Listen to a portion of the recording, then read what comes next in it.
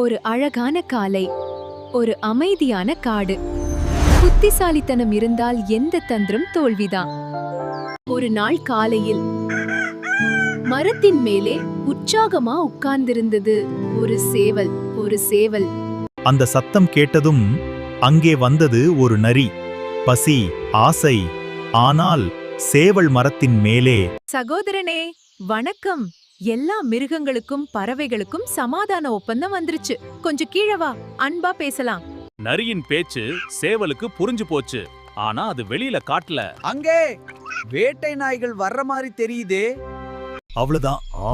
நரிக்கு உடம்பே நடுங்கிடுச்சு. அந்த ஒப்பந்தம் எல்லோருக்கும் தெரியாது போல. நான் கிளம்புறேன். யாரிடம் ஏமாற்ற பார்க்கிறாய்? உன் கெட்டிக்கார பொய்கள் என்னிடம் பலிக்காது. கெட்டிக்காரம் புழுகினாலும் புத்திசாலியிடம் அது வெளிப்பட்டுவிடும். இன்னும் நல்ல கதைகள், நல்ல பழக்கங்கள், நல்ல சிந்தனைகள் சுட்டி சுட்டி டிவி